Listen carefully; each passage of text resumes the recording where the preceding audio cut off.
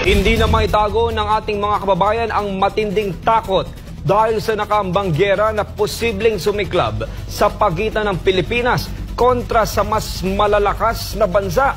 Panawagan nga ng grupo, kung hindi ito kayang solusyonan ng kasalukuyang administrasyon, ay mainam na magbitiw na lang sa pwesto si Pangulong Marcos. Si Almar Forzuelo sa report.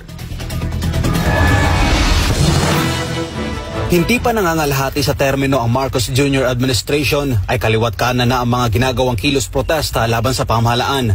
Hindi lang sa Luzon, Visayas at Mindanao, kundi maging sa ibang bansa, iisa lang ang sigaw ng mga Pilipino.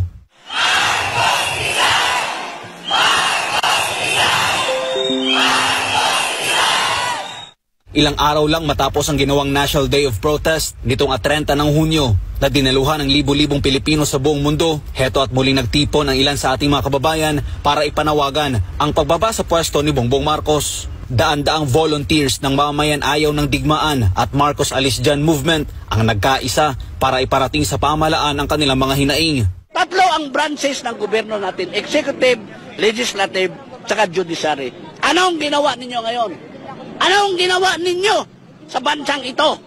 Bakit hindi kayo manindigan para sa taong bayan, lalo na sa banta ng giyera na tayong lahat ay mamamatay? Ayon kay dating Department of Energy, Undersecretary Ben Ranque, kaya nila binuo ang Marcos Alis Dyan movement ay dahil punong-puno na sila sa pagiging mahina at kawalang resulta sa pamamalakad ng mga nasa kapangyarihan ngayon. Kaya kinasa namin itong Marcos Alis Dyan kasi wala na kaming magawa. Enough is enough. We have had trouble. Enough for the trouble. Marami ng kaguluhan. Mataas na ang kagutuman. Bumalik ang druga. Bumalik ang criminality. Bigas saan? Ang 20 pesos mo. Di ba? Nag-iisip ka ba? Para naman sa dating Philippine diplomat at political analyst na si Adolfo Paglinawan, nanganganib ngayon ang ating bansa dahil sa presensya ng mga Amerikano. Punta tayo mula noong 2001, 2003. Nagpunta sila sa Iraq, ginera nila Iraq. Nagpunta sila sa Afghanistan, ginera nila Afghanistan. Punta sila sa Syria, sa Libya.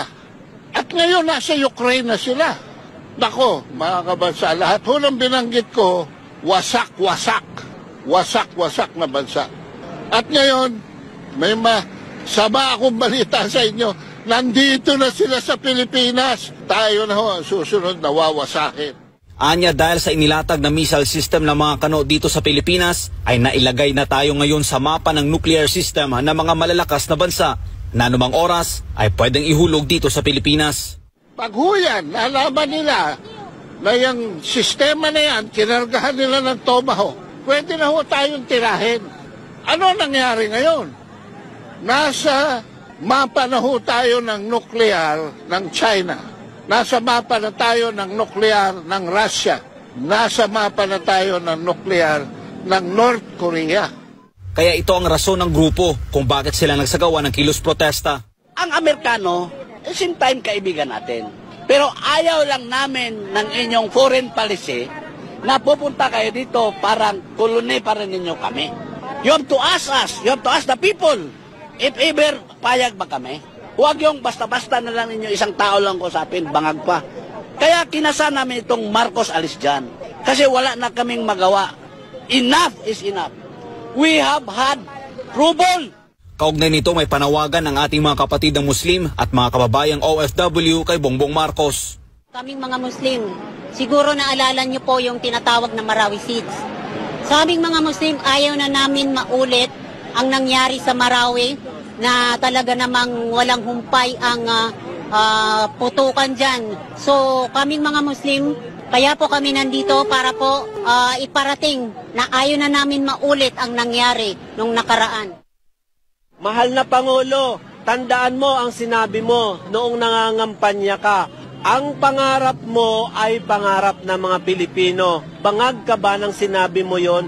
Kasi walang Pilipino na naghahangad ng digmaan. Walang Pilipinong naghahangad ng panganib para sa kanilang pamilya. Ngayon po kay General Browner po, tignan nyo ang kalagayan ng Pilipinas. Hindi po kami handa sa kahit anong gulo. Para sa Diyos sa Pilipinas pong mahal, Almar Forzuelo, SMNI News.